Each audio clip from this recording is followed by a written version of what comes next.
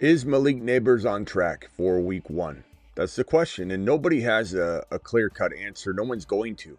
We're talking about it's April 7th, so May, June, July, August, September, 5 months away. No one can know. The only thing you're worried about is, does he have a setback? Has he suffered a setback? Is he behind schedule? And the answer to all that is no. He's on schedule. He's right where he needs to be. And in this next 2-3 month period is what's going to tell us whether he's ahead of schedule, getting way ahead of schedule, and then being capable of jumping on a field in September without any hesitation. Anybody that tells you he's behind schedule or that there's anything indicating that he doesn't have a shot, a real good shot at playing week one, they're just running their mouth or trying to back a point they've already made and just dig in, double down. Giants coach John Harbaugh said that Malik Nabers' knee won't be on the field until into training camp and closer to the season. And that's by design. They want to make sure he's as healthy as he can be. There is a chance that he has a slower, June, July, August than we expect. And that happens with knees. You can't predict anything. That's the whole point here.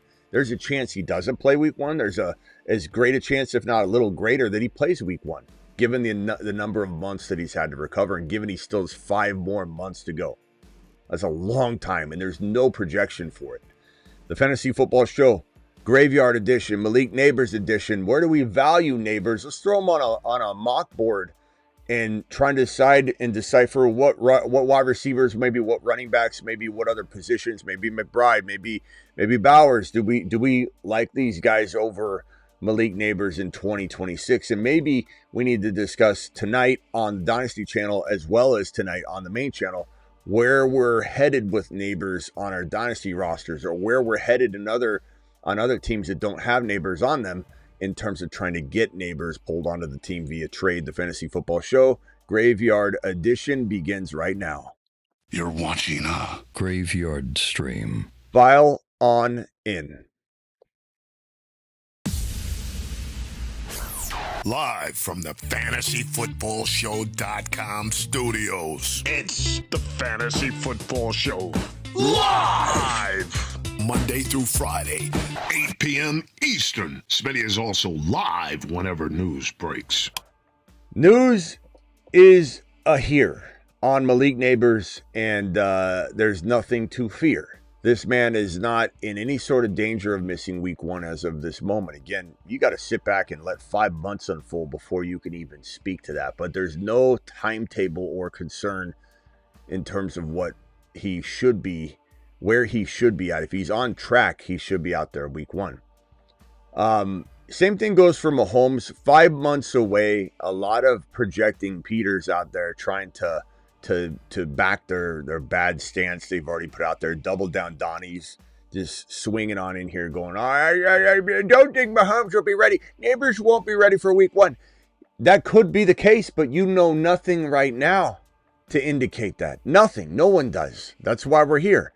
Now, when we start talking about where we value this kid across, other positions, or maybe even just let's go with wide receiver, the wide receiver position solely right now, and slap Nabers right here on screen. What 2026 wide receivers do I like better than Nabers? Maybe in an uncomfortable sense, we're sitting here going, of course we think the talent's there. Of course he could be a top 3 or 4 wide receiver for the future. Of course he could eventually during the season, maybe mid-season when he's feeling really, really closer to 100%, maybe he could play like the top 3 wide receiver we believe he would be. I'm going to go ahead and say that this is a player, JJ, that I want more than Nabers in 2026. Now, in 2026 plus, so if we're talking dynasty, I'm going to want this man. In redraft 2026, I'm going to want JJ, this man. So it's going to flip back and forth depending on dynasty or redraft, depending on whether you're in the total now type of line of thinking when you're in a dynasty league, an existing league. So an existing dynasty where I can win big cash money, I would lean toward JJ in that situation. And if I was in a position to trade Nabers for JJ, of course I'm going to try and get a little extra if it is a dynasty always know that's always the case. Never assume that I wouldn't, if I speak to something like in Dynasty and I can win now, I'd rather have JJ. Never assume I'm not trying to, if the market allows me to trade said better Dynasty asset for a player and some. You're always going to try and improve your positioning. This is where I think people, like, you start talking about 2026 only, so redraft, and people get a little cute and carried away, and they start saying things like, what about Chris Olave? And while I love Olave, and I do, I'm not going anywhere in a direction where I'm avoiding Malik Nabers at a territory that doesn't have, and I'm not saying Olave can't be top 6 to 10 certain seasons, but he's hard to count on as a top 5 lock for the future or a top 5 lock any given year, including this year. Whereas Nabers, even though we're concerned about if he suffers a setback or gets behind schedule, then he screws you for the first 2 or 3 weeks of football. Now, in best ball, it doesn't matter so much because you're just trying to make it out of your first original grouping of 12 drafters. And it's not that hard if you draft a really good team to allow for a player to miss 1 or 2, 3 weeks at the beginning of the year, a la Rice, last year with 6 games. But then it ended up being a different disaster later. But Nabers is a much clearer cut player for me to invest in, given that Olave also has concussion risks and other risk factors too. So you're dealing with 2 players with risk. I'm going to go 2026 Malik Nabers, and of course in Dynasty that's the same thing. I've seen a few people talk about, what about AJ Brown being in New England? This is going to be like an arguable cost of entry decision where right now I don't like AJ Brown over Nabers in his existing home where he hasn't been fed properly, where he's been upset being in Philly. Philly's not an attractive place. Philly doesn't make AJ Brown more attractive than a Malik Nabers with any concerns we might have right now, even though there are very little concerns. Malik Nabers is still the play in redraft. And of course, no one needs to be told that in Dynasty it's a slam dunk Nabers by a country mile. But if, let's say, AJB, you could promise me he'll be in New England like we firmly believe he will, like the Pauly markets believe that that he will, like all of the betting markets believe he will be, 60 to 70% odds according to all the betting markets that he will be in New England this year. If in New England, he does rise into second round ADP, I believe. Second ADP is in the cards for AJB if he ends up getting traded to New England. So we got to look at this from a different lens because this man's going in the mid-second round right now, Malik Nabers. So he's already a second rounder now. He's no longer a first rounder. This is what makes him a value, and I'll talk about that in a minute. AJB right now is not a second rounder, so you have to make decisions right now. You can't assume that the New England Patriots don't crap their pants and not make this trade. You don't assume that the Baltimore Ravens don't step up their potential sights on a situation like this and take AJ Brown right out from under the New England Patriots, kind of like the Denver Broncos went and grabbed Waddle in somewhat of an unexpected fashion that a lot of people didn't think would end up happening. If AJB is in New England, though, you can guarantee me that in your mind, then this is going to be a pretty even 2026 call, whether people want to believe they'll feel that way later or not. You will. If this man's in New England, you're going to change your mental preparation and expectation for his output, and it's going to be second round material. Would I still lean Nabers over AJB in New England? I don't know yet. I'm going to tell you right now, it feels like a total equal draw. Just because I can, and at least I can do this. I don't know if anybody else is doing this right now, but I can climb into the mindset that I'm going to be when AJB's catching footballs from Drake May. And I just think there's equal footing here in redraft. Now, in Dynasty, again, New England or no New England, doesn't matter. It's going to be Nabers by a country mile. Now, the one interesting thing about Nabers, though, if we get back to just the general 2026 conversation and we just say, what is attractive about this Nabers, value that you kind of got a nice discount right now because this kid Nabers was going at 11, maybe 1.10 to 1.11. Even at times, I feel like I remember seeing 1.9 to 1.11 ADP on Underdog in redraft. I remember seeing this at one point, and it definitely ventured into the 110 to 112 range. Now he's going so much later, and I'll pull up the ADP. I think it's updated again, so we have a little bit better update. We also have Rice climbing. We have Walker climbing. Let's see here, ADP rankings. Let's go with the 2026 pre-draft. And Nabers is ranking in at 18.4. So he went from a bottom of round 1 ADP to 18.4 ADP for Malik Nabers. That's as of April 7, 2026. If you're watching this months later, weeks later, this could change based on good news updating. Now, the news I gave you today, I think people are going to take as a negative. Even this CBS or NBC Sports report doesn't talk about the positive aspects of this news and update. It's almost leaning toward it in a negative light. Read it right here. Giants coach John Harbaugh said Malik Nabers' knee won't be able to be on the field until into training camp or closer to the season. Written in a very negative way that's very influential in a bad way. This probably lowers his value, I would guess, even a little bit more. So 18.4 today, before that news is kind of twisted in a way that looks negative, I think we're probably dropping to 19, maybe to 20, this is where Rice could overtake Nabers and climb into that 1.2 2.11, sorry. 2.11 to 2.12 is where we're kind of expecting Rice's ceiling value to be on Underdog after all the dust is settled. I told you there'd be about 3 iterations of ADP updates as people kind of climb his ADP up, look at the lay of the land, and everybody's going to keep reaching above that iteration until you get to a point where it feels like it's risky again comparative to the other options on the board. I do believe that Nabers could be someone that does fall below Rashee Rice. I think London could be someone that falls below Rashee Rice, but probably is able to stay afloat with the fall of maybe Nabers. I don't know if Nabers will fall that far. I don't know. It could just be Nico that falls down below. But right now, Rice is at 27.2.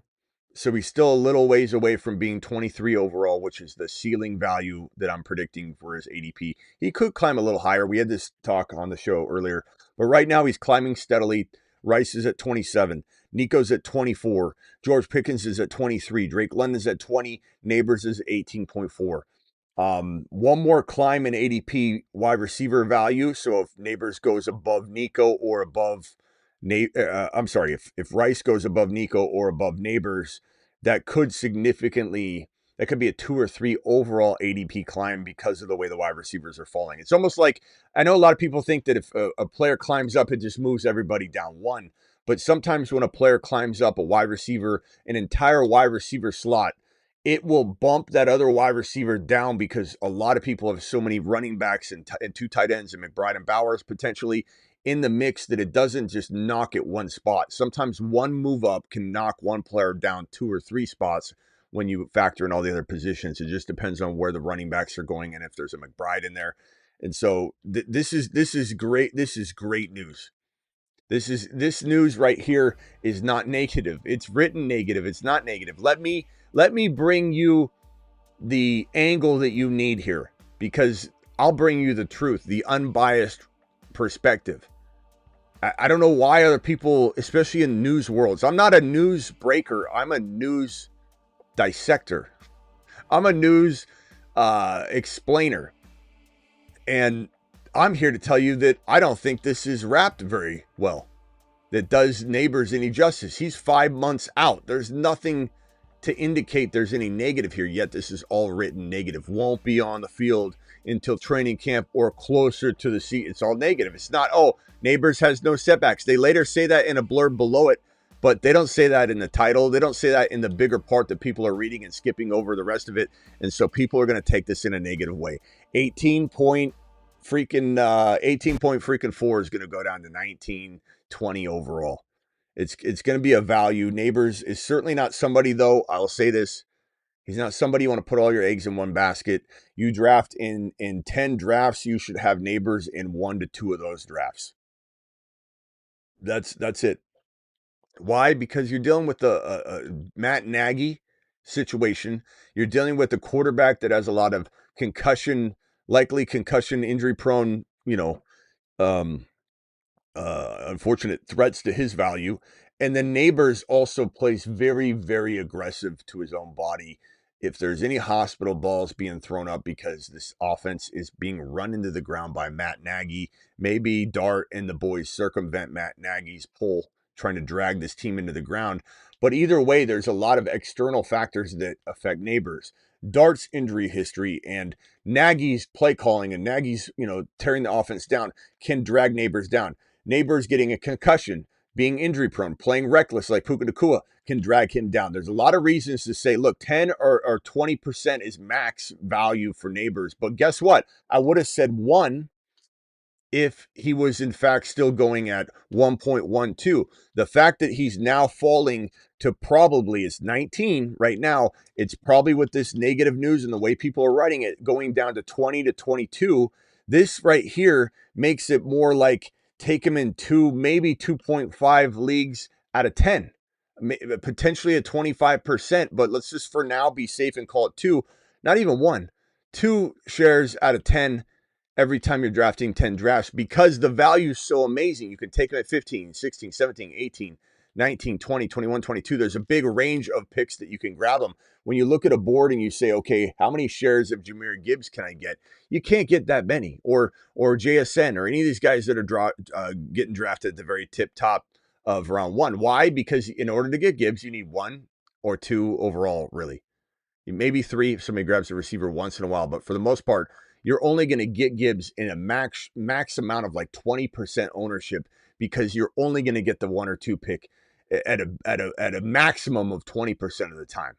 Whereas you go into the next round, especially a player that can float a little bit, then you have the ability that anytime you have a middle of the second round pick all the way down to near the bottom of the second round, you can make 1 or 2 of those teams every time you draft 10 drafts a Malik Nabers team. So Nabers is a fantastic value at his newfound value. Again, if he was going up here like he was earlier in the offseason, I wouldn't want a ton of shares, even though I love the guy. You're baking in so much risk by making Nabers a second round pick, a second drafted player. The lower you get him, the better, because you can couple him to a safer third round player and grab that Gibbs. And if you can get Gibbs and Nabers, and then let's say Rashee Rice, is that not one of the most phenomenal wide receiver rooms to go with Jahmyr Gibbs you've heard in a long time? It's unbelievable. Drake London, George Pickens, Nico Collins. Nico's going in the third round. Any one of these combinations, let's say Nabers, you're getting a 22-20 overall. If you can get Nico Collins and Nabers to go with Jahmyr Gibbs, you're crushing your opponents if you even do a remotely solid job at drafting the rest of your team. If you take a player like Drake London in this third round with Nabers in round 2 and Gibbs in round 3 or round 1, you're crushing your league mates.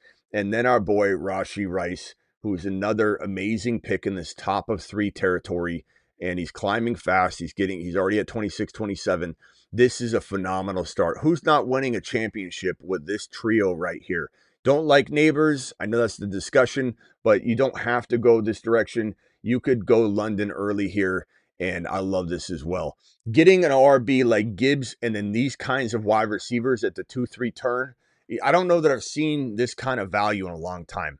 If you ask me what my favorite position in Fantasy 2026 is, it's number 1 and number 2. It's getting Bijan or Gibbs and then getting 2 of the receivers that we're talking about. Nico, London, Rice, Nabers. JJ won't fall there anymore. Pickens maybe, Olave maybe. But though this is what I would call the tripod of 2026. I think the tripod of 2026 is getting Gibbs or Bijan and grabbing 2 amazing monster wide receiver ones that usually, when things are going well for the players, are getting drafted at the 1-2 turn. Why is Nico at 3.1 to 3.3? because he struggled last year, but this bakes in all the risk. Why is Rice at 3.1, 3.2, 3.3? You know the answer to that. Why is London falling? Because of Stefanski, because of the quarterback carousel that they had, because you don't even know who the quarterback's going to be. Is it Tua? Probably. Will Penix take back over? You don't know. Pickens, he's got Lamb. He's holding out. We're never going to see, I predict in the next 2 or 3 years, the wide receiver value that we see at the 2-3 turn. It is glory. It is absolute glory in 2026. The phone line's open. Dial in. Call into the show. Call into the show.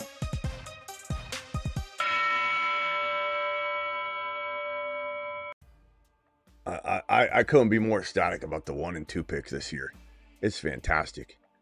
All I think about is when that order is being drawn up and your league's like commencing and the order's getting decided and you're like, am I gonna get the number 1 or the number 2 pick? Because if I do, I'm taking it to the promised land with this draft strategy. It is such a glorious and near lock strategy right now in 2026. I absolutely love it. Phone lines are open. Dial in if you want to talk about this situation and more. Malik Nabers, other wide receiver strategies, the Jahmyr Gibbs or Bijan with a guy like Nabers. And if you don't like Nabers, it's fine, but I would love to talk about what the alternative is because it's still glorious. It's still great. Gibbs and Rice and Malik is heaven. It is, Bruce. It's just an absolute smash. Okay, jump into an Underdog big board right now. Hit that button, $10 entry. Click on the big board, not the $100 one, the $10 one. Underdog will match your first deposit 50% all the way up to $1,000. So jump into the big board right now and draft with your boy Smitty. So let me pull up the board. It's going to fill quickly. If you don't get into the one that I'm in, don't fret. Just join a draft alongside of us. And hopefully I get a pick. It looks like the pick's being decided right now. If you don't get in, just still join. Damn, I didn't get a top pick. I was hoping to get. Part of me wants to let this one time out. go on auto and redo it for the sake of the show to get that damn 1.12. Let me see if I can. Nah, that's right. I was gonna say let's jump into another one, but all right, let's go over to the board view where it's counting down. And let's see what we got here. So drafting from the 1.6 pick, which I like a lot. I think it's a good slot. I would love that Gibbs pick though. Let's see if we can cook up something very similar in nature, like getting a Genti or something, which I still think is going to be great. But so we get a Genti, we get a wide receiver, and then we try and hope we get a Pickens or somebody that ends up falling. So we'll probably grab Genti or, JT. I don't have a lot of JT drafts, but honestly, Genti's my guy. I'm going to pick Genti here. Genti's going about 11 to 13 right now. So I'm going to take him a little early. But that's my dude. We can't. Let's go JSN. We got to abort. JSN falling to 6. We got to abort. That's adjust and adapt, people. That is where you don't cement yourself into a situation. How does JSN fall to 6 overall? We might have just fallen into a league-winning potential draft slot here. That is unreal to get JSN at number 6 overall. That's almost borderline. That they overturn this and give and refund everybody. Like, how did JSN fall all the way? Husseini, you're live. Hey, Smitty. I wanted to get your thoughts on. So I don't know if you saw it or not, but Rashid Rice was on like a live stream the other day, and he was talking about a lot of things. But the one that I think something that he said was that this upcoming season, he's aiming for JSN money, and he wants to be the vocal point of the offense. Yep. Like, what is your thoughts on that? What do you make of that? And I love it. I mean, how can you not? How can you not love hearing? Yeah, I know you are too. But how can you not love hearing a player say they want to, they want to dominate. They got to play for money. They're going to keep their head on straight. And what's even more beautiful, and this is going unstated and overlooked by everybody else but this show, because we cover things like no one else does here on this channel. The news, interpret it like nobody. The one thing no one's talking about is that the NFL combed through his entire life since the incident, and they didn't find anything. They weren't just looking, like the NFL is going to poke their nose in everything, bro. And they've been investigating him due to the situation, and they didn't feel he at all, at any stage that they looked at, violated the league's personal conduct policy, which means he's been a pretty good boy since the accident. Not saying I condone, my feelings. I ripped him apart for it, called him a coward, ran off the freeway while a mother and child were injured in a vehicle. I've shredded him to pieces, but this is a business. This is not getting in our feelings. And Rashee Rice is a league winner. And the fact that he literally has a clean slate right now from the NFL in their eyes after digging into his life as deep as they could look. And now we know that he's got his mind right to go get a big cash bag. So, Nabers almost fell. Oh my God. But Kenneth Walker's here. I don't think we're going to get Rice on this flip around, but wouldn't that be amazing if we were able to get the JSN Walker Rice stack? I think we're too far down. Rice is going around 31 to 3.4. So 3.1 to 3.4. And he does occasionally get drafted right here. He's going at 2.11, 2.12, 3.1, 3.2, just like I predicted he would go. Could he climb higher? He could, like I said, if Nabers were to fall. Looks like Nabers ain't falling based on the news, at least right now. But it could be that no one's consuming the news right now. Maybe people don't watch this show and they watch the other guy. Jacobs at 2.11. What a gift. What a gift. What a gift. That could end up being a real nice potential push for us. Rice is 3 players down, though. Nico, George Pickens. It looks like this pick is just a little shy of getting that exact recipe we want. It sucks. Olave, that's nice. So Pickens, Nico, Rice. Can we do it with 4 picks to be made? Is it possible that Pickens, Nico, Rice, one of the 3 fall? We need something wild here, Husseini. We need someone to grab T. Higgins. There's George Pickens. There's Nico. Good God. There's no way Rice is going 2 picks. There's just no way. It can't happen. It can't happen. There's 0 chance. Say it with me, Husseini. 0 chance this could happen. Rice.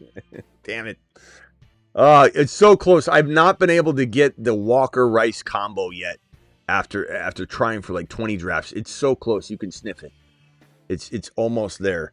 Here's where I contemplate quarterback, guys, because I don't like anything right here except for A.J. Brown.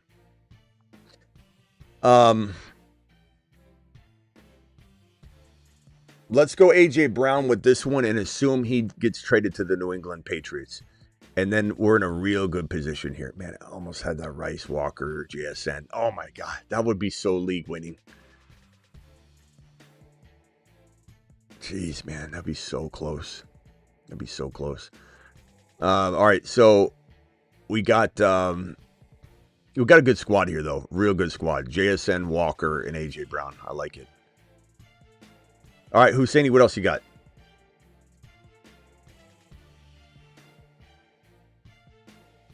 Hello? Hello? Husseini, hello? Oh, sorry, I was muted. I was talking and I had no clue. I was saying,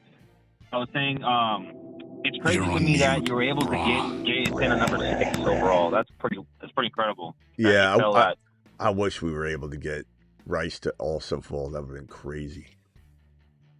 That would have been ridiculous. But it looks like we're going to be close to maybe getting we could get an Evans or a Hendy with this next pick. We could get maybe a Lamar on the next pick or Drake May to go with A.J. Brown, which is our assumption. Trying to think if I like JSN Walker, A.J. Brown, and Hendy, or JSN Walker, A.J. Brown, and Mike Evans. I think I like Mike Evans a little bit more, and then we go swing for a couple of those amazing running backs we love later on. So I think that's where I'm headed here. Now, Mike Evans is 1, 2, 3, 4, 5, 6, 7, 8, 9 players down. So I'm taking him about five picks early, which is not a big deal. Bucky Irving might be there, though. That's going to change my mind. He's the top player available. This guy's got only one running back. He's got 2 wide receivers. He might go Bucky here. People are so influenced by this pre-ranked list. It's crazy. They almost always pick the player at the top. Hendy, great. Let's try it. Bucky, boom. Bucky, Walker, JSN, AJ Brown. Love it. Is there a chance Mike Evans falls to this next pick? Probably zero chance because he's the, 1, 2, 3, 4, 5, 5th ranked player. However, we'll have Lamar. We'll get Mahomes probably later to do a bully QB stack that has, Walker tied to him to a degree. A little sidecar cuff there. I've got, I've been liking BTJ a lot. I've been overdrafting BTJ. BTJ is somebody I might just end up. I either take Michael Wilson and MHJ lately together, and then Brissett later, or I end up taking BTJ, and I have lots of shares of BTJ because he's so cheap. He's like a 5th or 6th round pick, and I think even if he fails miserably, they'll trade him mid-season or early. I don't think they're going to sit on the value. If he doesn't fit in, they will trade him. If they get him back on track at 5th and 6th round value, it's a steal. I think either way, he gets fixed somewhere. I feel like he should have been traded to the Commanders a long time ago. But it might be coming. It might be coming. Yeah. It just depends. So Mike Evans went to the team that grabbed Jamar Chase, and so I love my squad. JSN, Walker, AJ Brown, and Bucky. It's pretty good. Okay, Lamar just went Colston Loveland, Devontae Adams. I know I've been ripping on Adams a lot lately, but I have been taking him in the 5th and 6th round in best ball. Best ball is different. I don't know that I'd draft Adams in a home league unless he fell even further than he's going now, but in best ball, even if he gives you 10 weeks of great play and then drops off or gets hurt but then comes back and plays the end of the year well, that's best ball is a completely different monster. Okay, Devontae Adams just went. That took the decision off my plate. Colston Loveland's there. Tootin's there. I like Tootin a lot here, but part of me wants another receiver. I think I love Tootin, but I'm going to go BTJ here. And then when I swing back around, I'm probably looking at QB at 6.7. So far I got JSN, AJ Brown, and BTJ. I've got Walker and Bucky. So outside of Josh Allen, like quarterback upcoming season, your prediction, like who you think, outside of Josh Allen, who would you say is your quarterback 2 as of right now? I mean, I've been drafting it all of it. Lamar's been the guy I've been taking. But the truth is Lamar's going 50, right? Like almost like clockwork. He went 50 exactly. It's insane. ADP is so powerful, but he's going at 50 like clockwork almost. And Drake May's going at around 70, which is right below him. So a full, like if you're drafting like right here, is almost a full, going back. So this is where you're getting Joe Burrow. I like the values of both because the players that are going here where 6.7 is, if someone says, well, I'd rather get a quarterback later like Burrow, but it's apples to apples. It's Brian Thomas Jr. and Drake May, or it's going Lamar and getting a receiver, like Carnell Tate, Jordan Tyson, or MHJ, or Michael Wilson, or Parker Washington. Part of me wants to go Parker Washington here because then I'm going to have almost a guaranteed number 1 in Liam Cohen's offense, and they both still might produce. It's tempting. Parker Washington. I also could go MHJ here, grab Michael Wilson, go Brissett, grab a Mahomes later, and have no elite quarterback drafted. That's tempting to me. Drake May's nice, but do I want Mahomes and others? I think we got snipers in here, so I better shut my mouth and keep ruining it. Keep brewing. Do you think if... Hold on a second. Hold on. Let me draft here real quick. Hold on. Joe Burr, JD5. Let's go Joe Burr. I was going to go Drake May to AJB, but it's not even a guarantee. You know, I like it. It's a great opportunity. I might even go bully quarterback and take Drake May at 7.6 if he's there. I don't think he'll be there. He's about 1, 2, 3, 4, 5 players down. But we'll go ahead and pencil this in. I like Joe Burr. Give me Joe Burr all day long. Not worried about cuffing, to be honest. I don't force it. I don't force cuffing at all. I think people that force cuffing are doing it because they were told to. They were told by somebody who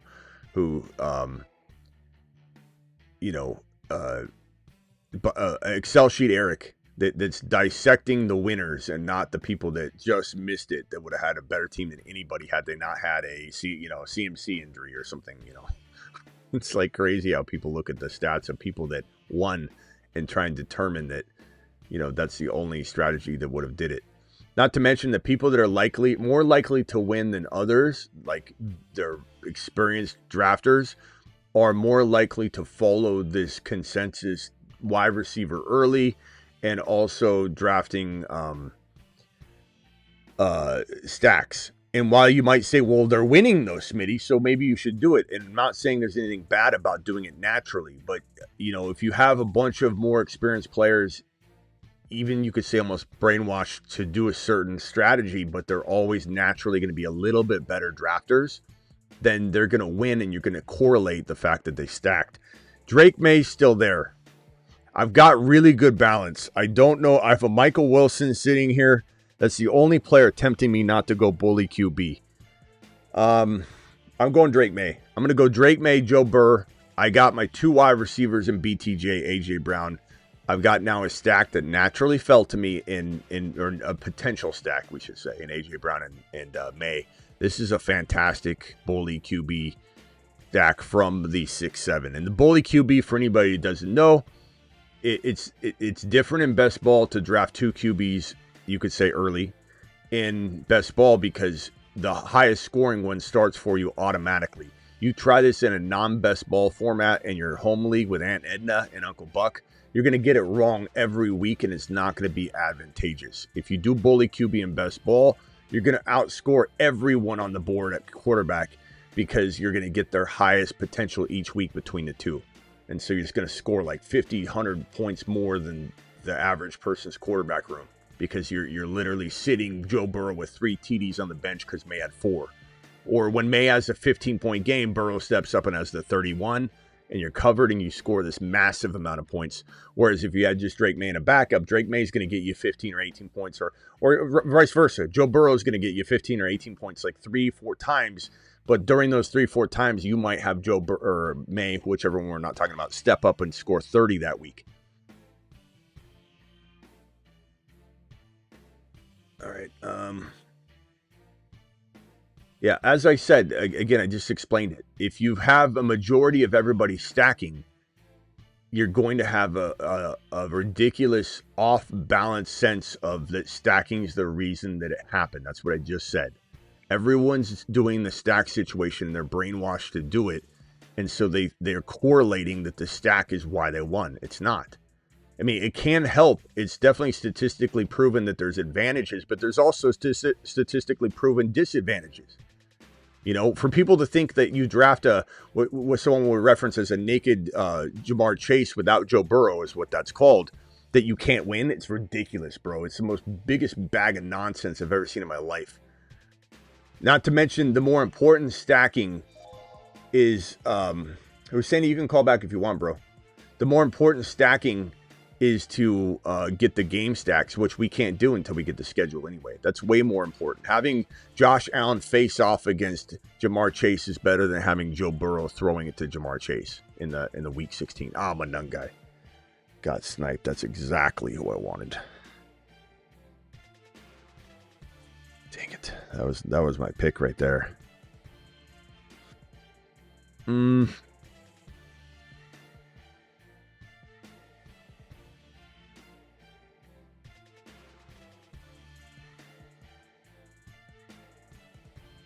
I'll go Blake Corum here. Very steady. Very steady Eddie.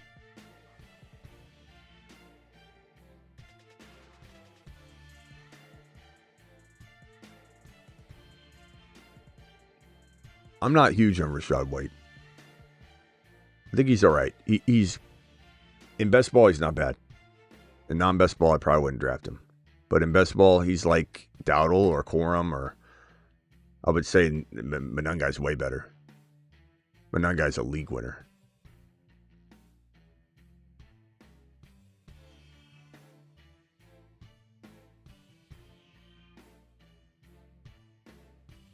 All right. Yeah, game stacks are way more valuable than team stacks. Phone line's open, dialing. Call into the show. Call into the show.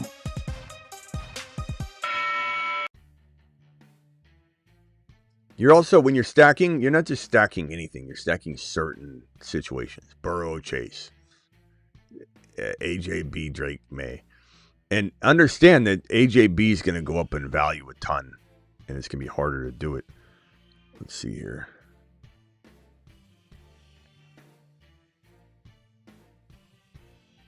This feels a little early, but I don't want to miss out on having the Bucky Kenny Gainwell cuff. It's just such a secure move for this particular team because Walker and Bucky have a little bit of that. You're running the risk of an injury, maybe taking one out for a handful of games. You just are. It doesn't mean that they will for sure get hurt. But Kenny Gainwell to my Bucky is about as locked and low, and not to mention like in a Zach Robinson offense where Algier and Bijan were both doing well. Zach Robinson is going to have my Bucky and Gainwell cuff. It's one of my favorite cuffs in fantasy, and I'll talk about it soon on a video. But it's one of my favorite cuffs in fantasy because of that exact reason. Like you're going to get Gainwell involved. It's not in a bad way, but you're going to get a lot of Gainwell and Bucky at the same time. So let's say something happened to Kenneth Walker for 4 weeks. My Liam Cohen running back saying Gainwell and Bucky might carry me. And if Bucky goes down, Gainwell is going to explode.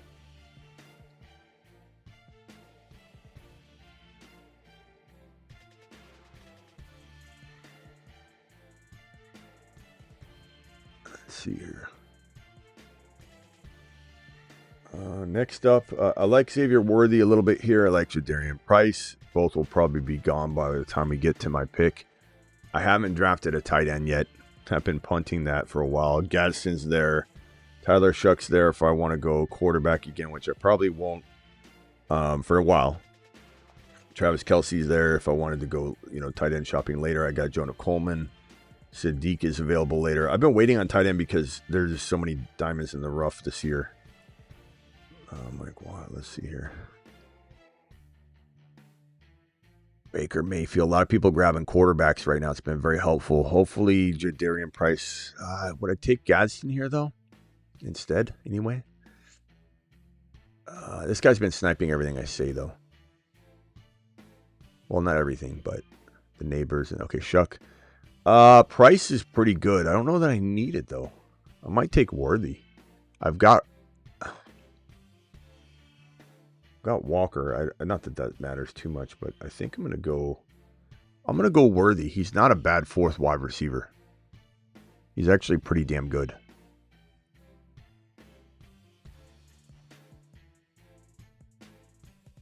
He's actually a really good wide receiver at this stage.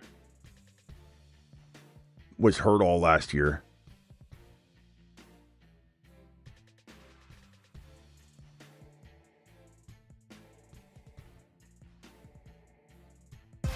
Call into the show. Call into the show.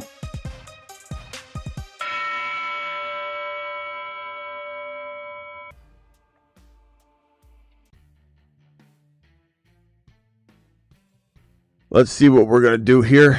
Love the team, man. JSN, AJ Brown, BTJ, Xavier Worthy, Kenneth Walker, Bucky Irving, Blake Corum, Kenny Gainwell, Drake May, Joe Burrow. Unreal squad. Freaking love it. Unbelievable. Rashad White, not bad here. I don't love Rashad White, but I'd definitely take him here. Look at all the quarterbacks. Yeah, this is why I've been taking QB the way I've been. People are just consuming quarterback differently. There goes Gadsden. That's okay. There's still a lot of tight ends. You know, the one that I like so much, that's like Goddard and Likely fall so far. I'm not even going to force tight end here, you know. I'll go Jonah Coleman here, who might be a starting running back. Coleman might be the 1.2 or 1.3 when draft day 1 or day 2 ends. When day 2 concludes, we might have Jonah Coleman as the 1.3, I would say. The 1.2 probably a little overzealous, but 1.3 is possible.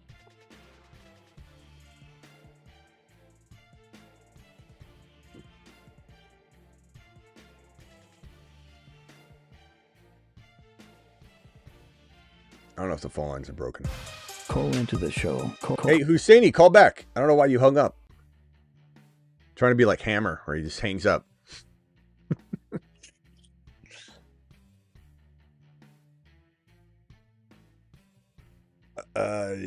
Yeah, Sadiq, Omar, Cooper Jr. Love those picks here.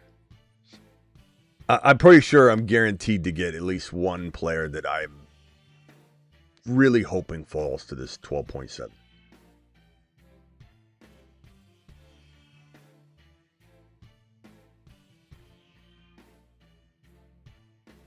Like Washington, definitely would have liked Washington, but I probably wouldn't have taken him here. I've already got 1, 2, 3, 4, 5 RBs already. Could even take DeMarcado later, you know, to just shore up the running back room, which isn't always the best strategy, but it is with good offenses. KC, they're going to produce at RB.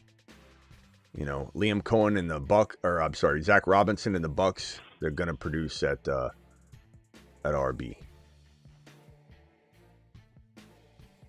Did I say Liam Cohen running back earlier when I was trying to say Zach Robinson? I think I did. Somebody probably corrected me. I said both, but then I'm sure that I just said Liam Cohen. Zach Robinson is going to turn that situation into gold. Okay, Sadiq and Goddard. As much as I want to go Sadiq here, I'm going to take the more sure bet Goddard, who's a great pick here. I mean, he's a top 5 to 6 tight end potential. You know, I love Sadiq, but rookie tight ends, although Fannin, we called Fannin to a mother freaking T last year. Just winning leagues with our Harold Fannin prediction for sure, but there is sometimes about a half a season. Look at Colson Loveland, look at Tyler Warren, where these rookies show that they you know, they're going to be amazing, but they're not necessarily that great the whole entire rookie season. So you can't really take your gamble there when Goddard's sitting there. It's a top 6 tight end that I got in around 12. You're live, caller. What's your name and where are you calling from? It's William from Pensacola. What's up, my boy? What's going on? Hey, no, I just want to touch on Achane a little bit. I haven't really caught much of the show, but I mean, I think it's going to be interesting negotiation. And you know, I just don't know like how Sully is going to differ from the prior Green Bay kind of thesis on running backs.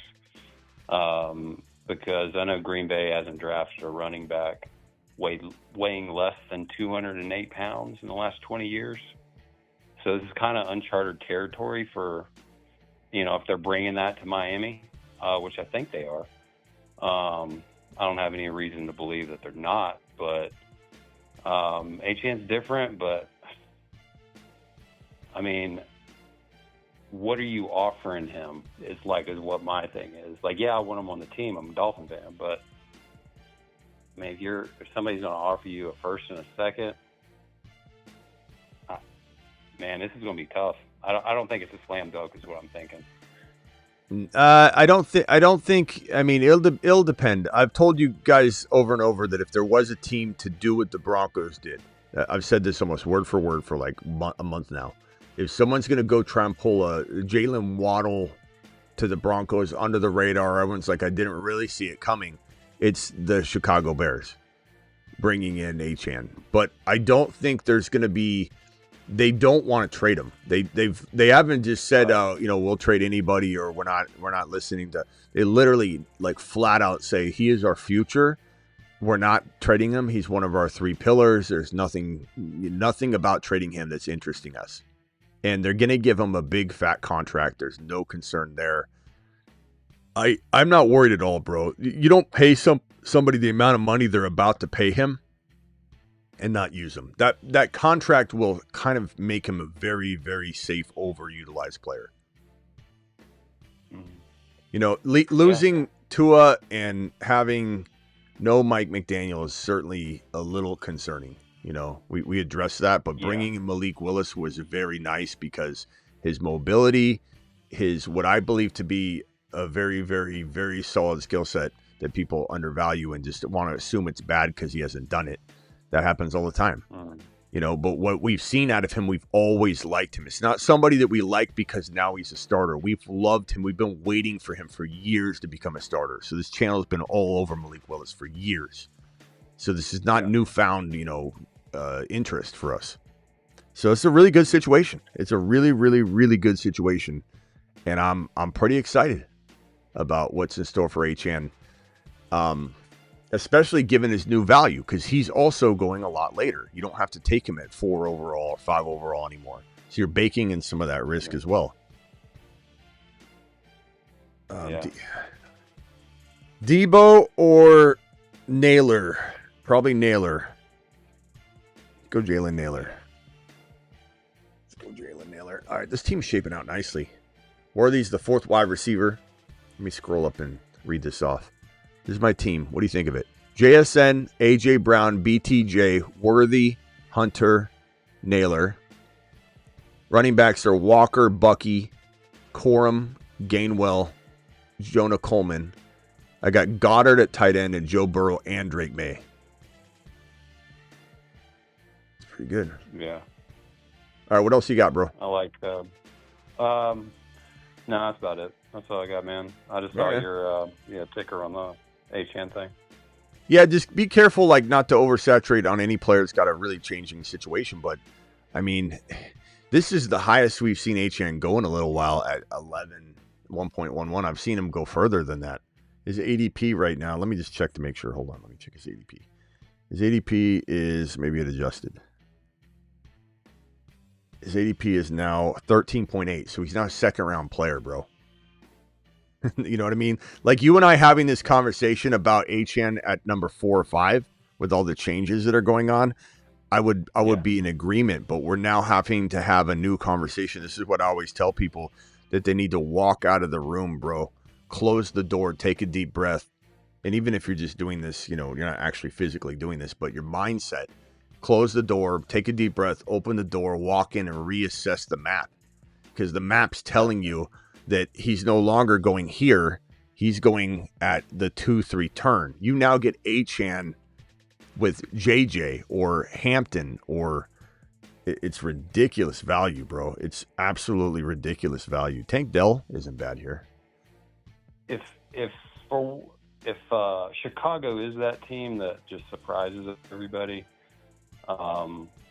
if he's on Chicago with Monangai and those weapons, do you think he's like right up there with CMC or ahead of CMC at that point? No, I don't think. The thing is, I don't draft CMC. I won't be drafting much CMC at all this year. I don't want anything to do with it. Yeah. I understand what he did last year. I get it, but the volume's crazy and the drop off is real. We've seen it. He didn't look good. He was at the bottom of the league in almost all rushing metrics. And the offensive line's going to be sketchy in San Francisco. You bring in Mike Evans, who's now pulling. So I don't even know that I'm like valuing that the same. But if you're asking me, does he become Jahmyr Gibbs or Bijan, if that's what you're asking, I think Chicago is going to make him return to where he was, 5, 6, 7 overall. That's where he was before he lost Tua and Mike McDaniel, when Tua was just checking down to him like crazy. But there's still a world where he produces the same amount in Miami because he's going to be the focal point, and Malik Willis will be mobile enough to keep defenses honest. And man, things could, especially if they draft a rookie and they've got 2 picks to do it, they're almost certain. You got to think they're almost certain to take Miami a wide receiver at 11 or at 30. And so they might have as good a wide receiver as Waddle was. I'm not the biggest fan of Waddle. I think Waddle's good, but Waddle's not an elite. Yeah. One.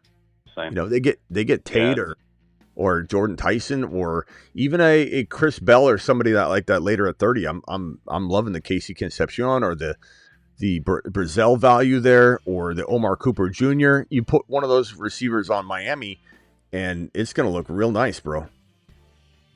Yeah, and this is as a fan of the Dolphins for over 30 years, and I forget, if you hear a lot of Dolphin fans, they talk about a lot of defensive players now and drafting this, and I'm like, if you do what you did to Tua to Malik, where you give him nothing to work with this first year, I'm going to be very upset if they don't have a wide receiver in that first round or even that second round pick, which I'm thinking, I'm seeing everybody mock like all these defensive players.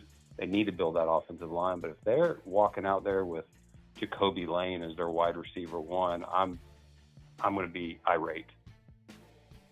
I agree. I'll be very, very upset. Yeah, that's all I got though, man.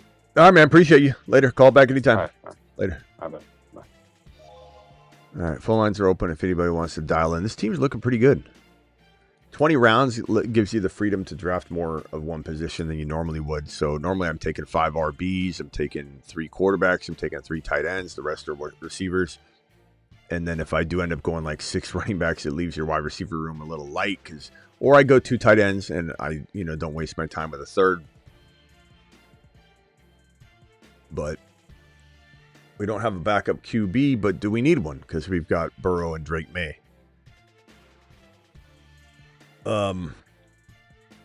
It could take one. Let's see. I'm going to go Gunnar Helm here as a second tight end, just an upside play. I like him. He's got upside. And then I've got another tight end in mind that I might grab at the next pick. And then we'll grab our last 2 players. I don't know what position. Probably not running backs, I don't think. And I think Sean Tucker's already gone. I was going to grab Tucker as well. Yeah, he is gone. So there's no way I can cuff up entirely. I could go DeMarcado. No one's going to draft him. You draft DeMarcado because I'm saying it right now. He's got a 240 ADP, which is probably like, I don't know, 15 picks past this draft. Then all you're doing is sniping for a living. And you're not playing, you're playing with Monopoly money at that point. So Gunnar, Helm, and Goddard, pretty solid. And then my next tight end option, I'll tell you in a second. I don't want to give it away because we have 2 or 3 people in here that are watching. And they're going to snag my pick if I say it out loud. Even though the ADP's not even showing, so it will be 100% a snag move. All right, one more call.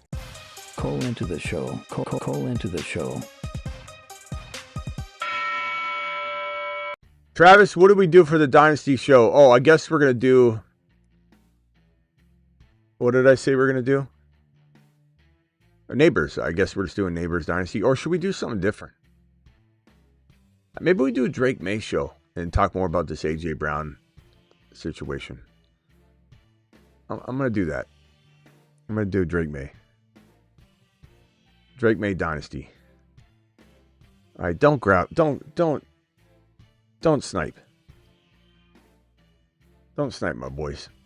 I think these are the 2. This I think is the pick. Just don't do it. There's no need. Just walk away. Draft your own team.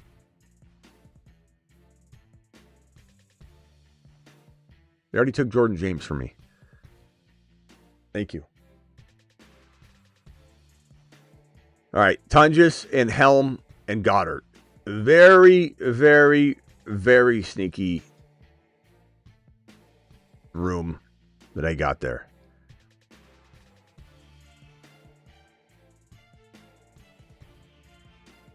So Drake May, AJB.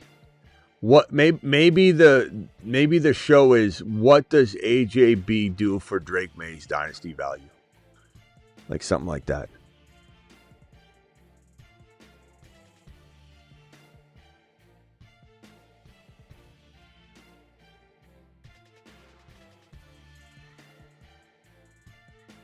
I don't know who I'm picking at this next pick. There's a couple good selections though. Is that a good topic? Drake May and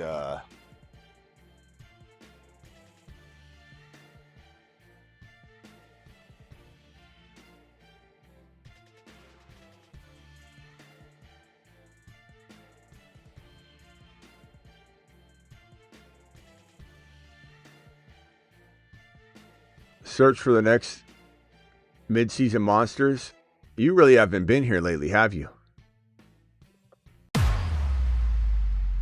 We've already got a load of mid-season monsters, my boy. And we have a Keaton Mitchell and Emmanuel Wilson image, I think. Let me go find Keaton Mitchell. I know I've got him somewhere. Let's see here. Keaton Mitchell, where are you, young man? Keaton Mitchell, here he is. So we need to replace his text with his image and be respectful. I think we've got Wilson too, don't we? We have to. I just think I couldn't find it and we were in a hurry. So I threw down, where's Wilson? I gotta have Wilson. Wilson! All right, what wide receiver are we gonna grab here? Let me come back to that. This is what happened last time. I guess quarterback. Aaron Rodgers. Why not? Let's go Shador. And then my next pick, I think I'll grab a receiver. Yeah, I got a lot of receivers. I got JSN, AJ Brown, BTJ, Xavier Worthy, Travis Hunter, Jalen Naylor, Tank Dell. Got Goddard, Gunnar, Hellman, Tunges. I got Joe Burrow, Drake May, Shador. I got Kenneth Walker, Bucky. I think I'll probably grab DeMarcado.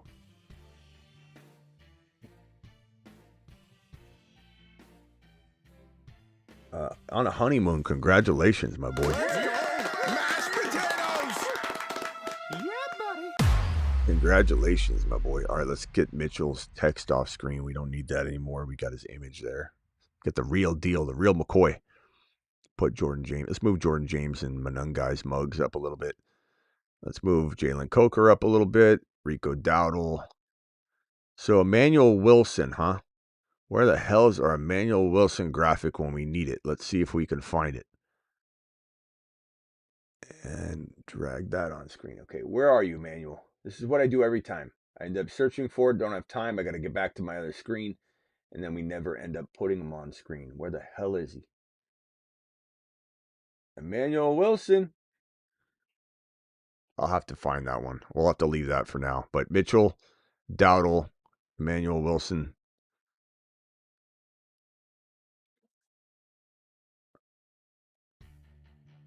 All right, draft's almost over. Chris Bell, I would have taken Chris Bell, to be honest, damn it. Ted Hurst, I like a lot. But I think we're good. I think I'm going to go DeMarcado here. I was going to go Chris Bell.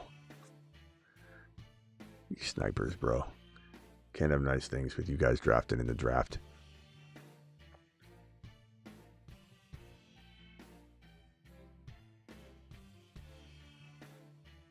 Go DeMarcado. What a team. Let's review it. Let's review it for good measure. Let's put it up on screen. Let me screenshot this bad boy. Let me send it to my phone or my computer from my phone and put this mug up on screen. This team is really good. I don't feel like I misstepped anywhere. The sniping wasn't too crazy. So let's put the running back room and the quarterback room side by side. We'll do this. Actually, let's take it to the other screen. Let's go over here. So we'll put the quarterbacks and RBs right here. Let's put the wide receivers and tight ends over here.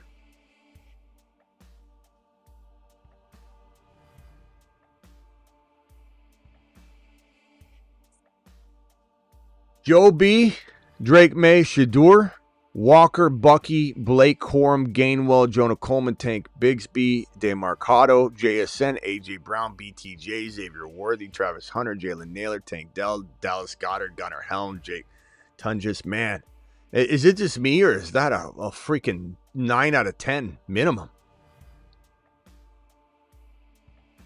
I mean, am I wrong? Am I off base here? Does anybody want to call and try and roast me on this team? My phone line's open. I'm waiting for you. Call into the show. Call into the show.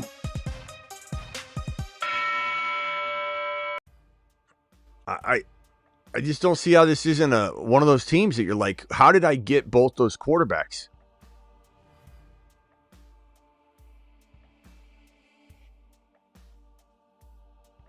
John, stop being negative, bro. Everything you do, the show topic, you're in timeout, bro. You're in timeout. You're just constantly negative. You're constantly negative. Everything, this show is about Malik Nabers. Instead of just coming in and learning something, all you are. People better start praying Nabers' career doesn't end. They stitched his meniscus back together. Odds aren't in his favor. Then go somewhere else, John. Then go somewhere else. Obviously, I'm giving you, every time I open my mouth, you hate the advice. Go somewhere else if you don't like it. Either change your constant negativity or find somebody you agree with. Because I'm tired of seeing all the constant negativity in the chat. And you're going to say the same thing everybody else says that does what you do. Yeah, but that's my opinion. It's my opinion. All I'm doing is telling you what I feel. That's the problem. We don't want to hear it.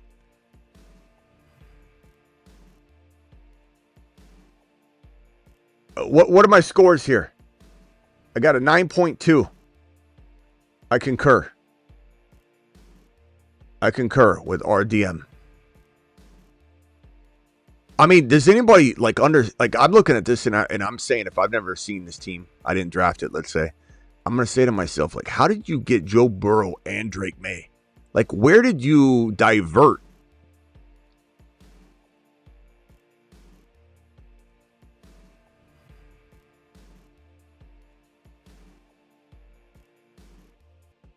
Your team isn't good, to be honest. Trey, you're another one. And if you don't think it's good, why don't you dial in and tell me? Why don't you dial in and school me and explain to the audience how this team isn't going to rock every single one of your teams that you draft, ever? Who's this? Mark, you're live. What's going on, Smitty? So I'm calling in to challenge you. Now, I think the rest of the team is good, but I'm wondering. Who is this? Who is this? Is this Mark or is this Mark. Trey? Is this Trey? Who are you in the YouTube chat? Who are you in the YouTube chat? Mark. Okay. I'm Mark. All right. No, I commented a bunch of times. I was saying, what's up with the Travis Hunter pick? What do you mean? What's up with Travis?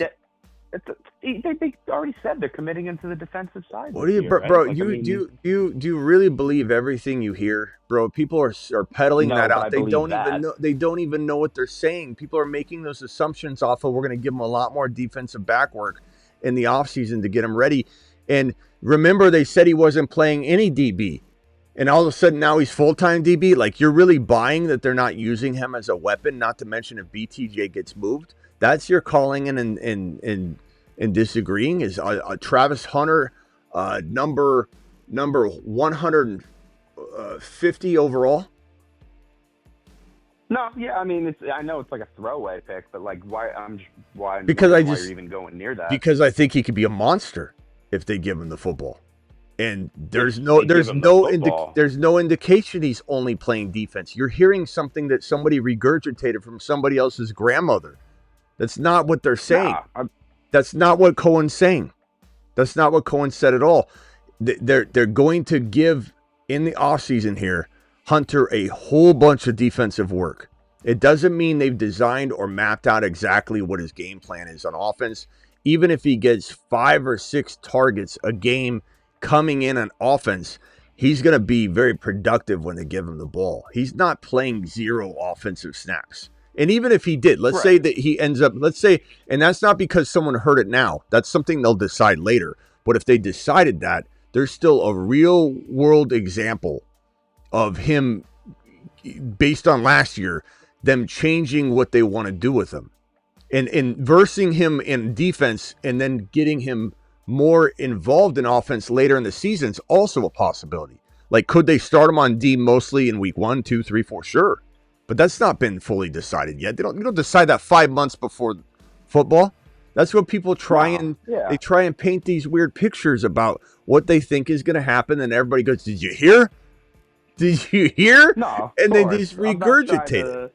Not to mention, bro, a headline Harry here. Okay, but it is a headline Harry take.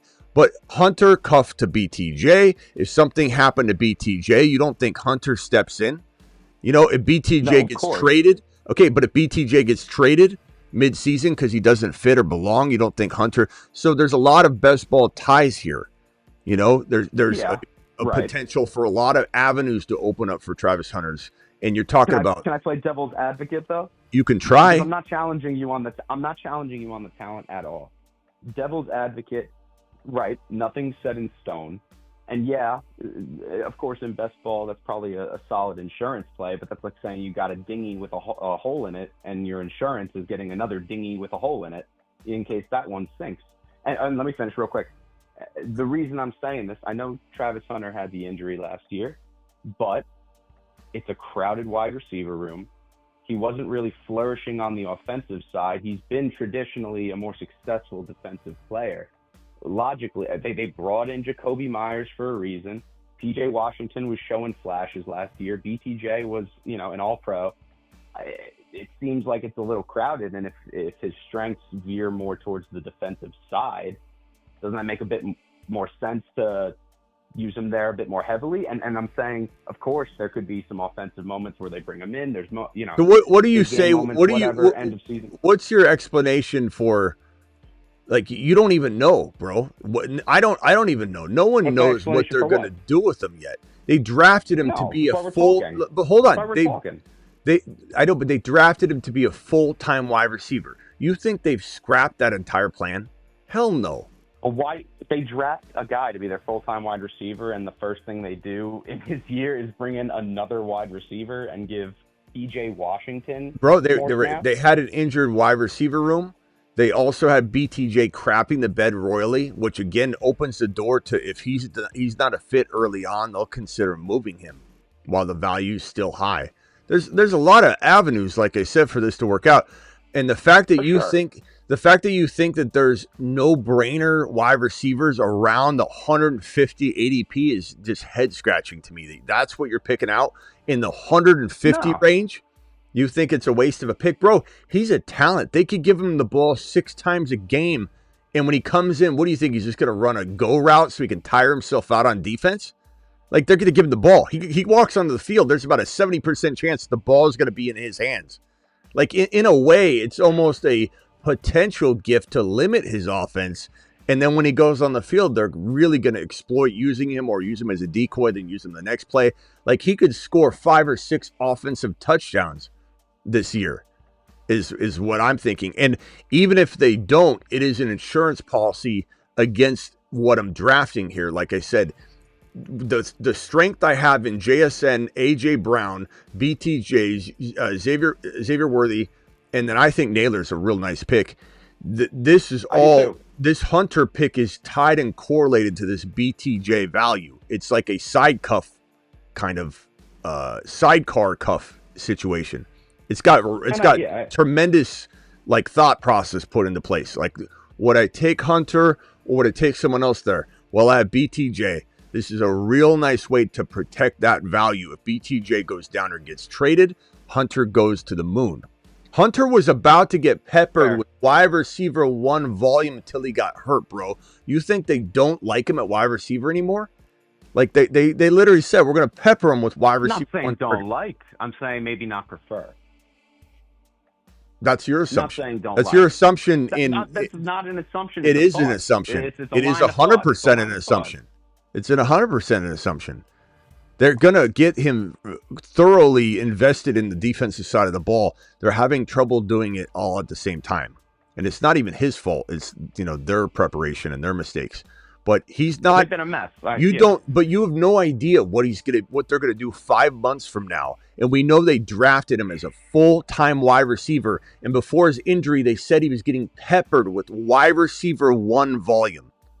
So to use some off-season reports where people are using their interpretation, opinion, and it's totally subjective to analyze the order of questions and leading questions that coaches get from reporters. Like, what is going on? How is he gonna do both sides of the ball? Well, we're gonna focus on defense. He's gonna play a majority of defense here in camp or whatever. Like, yeah, because you could throw him out on offense. He doesn't need to learn anything.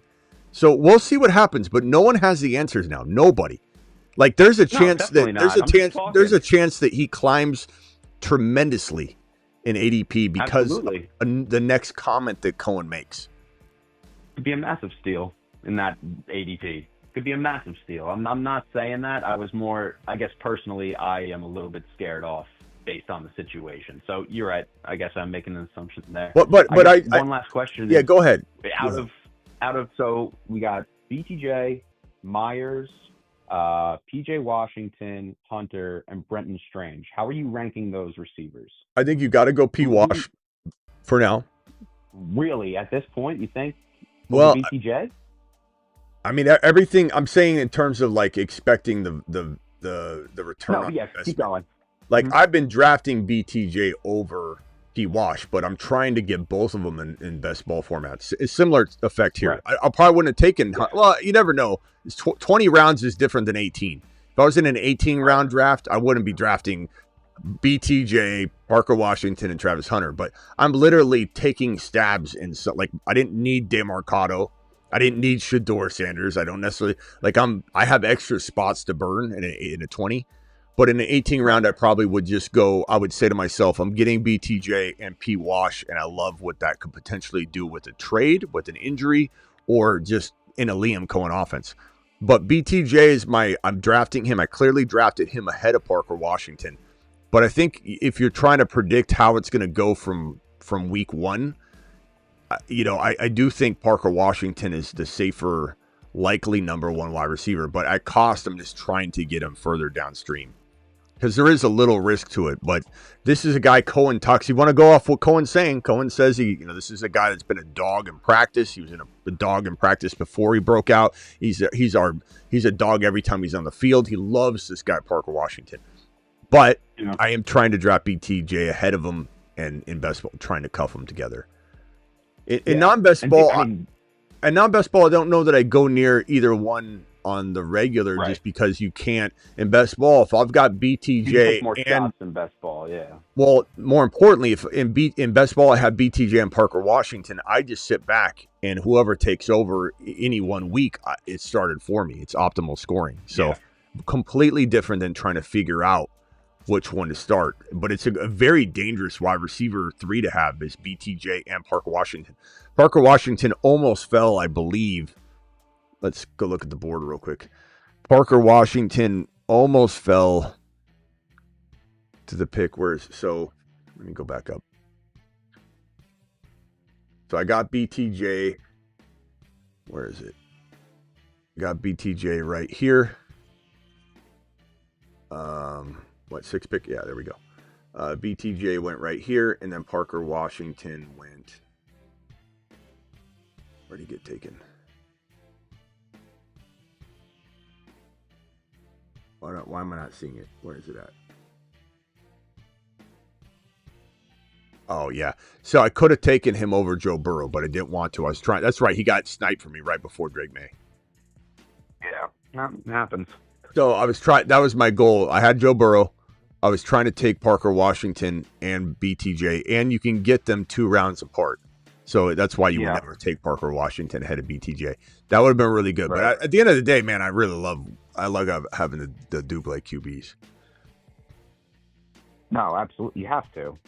I mean, so this is my first time doing best ball drafts too. And in a couple, I only drafted 2 QBs, one of which was I had Lamar and so you've never actually I don't mean this in a disrespectful way, but you've never actually played out a full year of best ball then. No, not at all. This is my first. I understand the concept of it. You can't really understand it till you run through it a year. I'm trying to learn the strategy. Yeah, I know. Yeah, exactly. I haven't even seen it play through. So right. So that's why that explains a little bit. But you got to think about things a little differently. And like an example would be, like taking an algae or a quorum last year. has so much more value in a best ball than having them in a non-best ball. Having Gainwell standalone is such a great move. There's certain ins and outs and things, and not to mention, like, you're not necessarily trying to be the best team in weeks 1 through 14. I'm not saying you don't want to be, but you're trying to just win your grouping of 12. Right. And if in this particular contest, if you're in the top 3 through week 14, you move on to the first round of the playoffs, and there's 3 playoff rounds. I think in this contest, you either get grouped with 14 or 16 in round 1.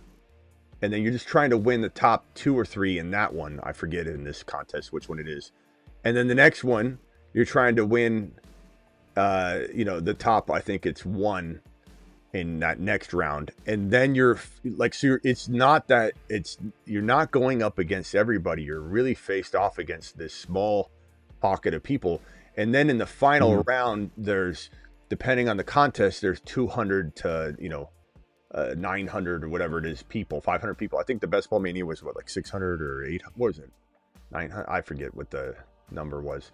But in that final round, in some of these contests, it's like 200 people. So a lot of it is about, making moves like this to protect roster spots, not always wasting value where you don't need to. But I don't think Hunter's a waste of value, because I think he can perform even if he's, people think he can't. But he's also a very protective measure for my BTJ value. So yeah. No, you convinced me on that one for sure. I think maybe my mindset's a little bit more in the redraft space. But regardless of that, like you call it, no offense taken, bro. It's just a little debate. It's not a big deal. But you call it to pick on the Hunter move. What about the rest of the team, bro? I mean, Kenneth Walker, Bucky, having Gainwell cuffed, having Joe Burrow and Drake May, which is a bully QB strategy, which it's hard to pull off. But you can't even tell where I would have went Drake May and missed out on another player. Like, you look at this roster, JSN, AJB, and BTJ is crazy. My tight end room is very good, and the running backs are both second and fourth round players. I think this is one of the most well-rounded teams I've drafted in a while. No, definitely. And I don't know if you saw it in the chat. I love that Tonja's pick. I think people aren't even taking him in these best ball drafts. Kittle tore his Achilles in the NFC Championship, right? I mean, he's not going to be ready till he says he's going to be ready in week 1. But I think he injures himself if he tries to play week 1. But the goal is that would be phenomenally impressive if he did. I think regardless, Tonjas is a good insurance for when he inevitably gets hurt again. Yeah, no, that was a good one. All right, man. So, really? Last one. I'll let you go, man. No, last one. Go ahead. No, I was gonna get into you about the bully QB thing in regards to best ball, just because I understand what you're saying, like getting those 2 guys ahead, but like if you've got a guy like Lamar, what's the point of taking a guy wasting the high capital on, let's say, a guy like Drake May? You're not wasting it. Well, no, listen, let me finish. Wasting that when you could take positional players and then take a guy like Stafford in the 10th, or like Baker in the 12th. I mean, Darnold in the 13th, who could put up, good numbers a handful of times, right? Like, I understand getting maybe one really standout QB, and then why not just wait for the value at the end of the draft? Well, because you look at a Sutton, you look at the Jacoby Myers. I do like Michael Wilson here, but this value range, Parker Washington was gone. I go and find where you're talking about getting a Baker. I find a Worthy. I find a Jalen Coker. I find it's apples to apples. Like, my quarterback, Drake May, and the player like Worthy is going to outscore you going and getting this player that's here and the Baker Mayfield. But that's just the apples to apples comparison of what you're suggesting you're going to do. At the end of the day, if Drake May's scoring 30 points, 25 points, whatever the average is on Underdog right now, I forget let's say it's 30 points just for math, simple math. Mm-hmm. If the elite quarterback like Joe Burrow, Drake May scoring 30 points a game, 30, 30. Let's say I'm using Joe Burrow, Drake May. They're like rotating 29 and 30, 30 and 29. Like, it doesn't really matter, right? I'm still getting that same. If I would have just had one of the quarterbacks scoring about the same anyway. The week that Joe Burrow has 15 and Drake May has 45, these things happen. They carry each other, and I end up scoring sometimes 20 or 30 points more than I would have on this one particular week. Those add up to where you're getting a maybe a 50 to 100 point total over any one single quarterback in the entire best ball format. You're covering your bases in a way that if things like in a redraft non-best ball, you're never going to pick it right. You're going to get it wrong like every other week, if not every week. This is going to cover you 3 or 4 or 5 times in a way that you're getting handed an extra 30 points because you did it in that given week. Because there's going to be a game where one of these guys scores 15, 12, 13 points. And the odds are the other one's going to score well over that or score their average, which would be about 30. So you're going to get 15 points probably 4 or 5 times additional on the year. You might score 100 more points than Josh Allen by having Burrow and Drake May. Yeah. All right. That makes sense. All right, got to go. Appreciate the time. I don't know what he's in there. Okay, guys, we got to get over to the Dynasty channel. Drake May conversation, doing it live. Any other super chats need handling? Let's see here. What else we got? Thank you, Rumble. Appreciate you. We're at 8.45K on the Rumble, and we are cooking on the main channel. Make sure you subscribe, hit the like button. We'll be go watch this video as well, the 8 p.m. show. We'll be over on the Dynasty channel, link in description in T-minus 4 or 5 minutes. Assuming someone doesn't extend the show 5 minutes by dropping a $20 holler. A $20 holler. And this will be how we handle the Dynasty show too. Any $20 haulers will extend the show, which will start out with a 10-minute timer. That's how we do the Dynasty channel. So anybody wants to extend that Drake May debate, $20 hauler gets you another 5. As would a $20 hauler right now. Just don't let the timer run down to 0.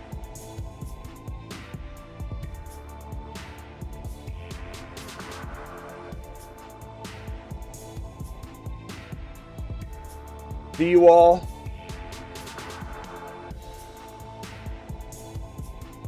later. Who's going to call into the Dynasty show in T-minus 4 minutes? Who's dialing to the Dynasty line?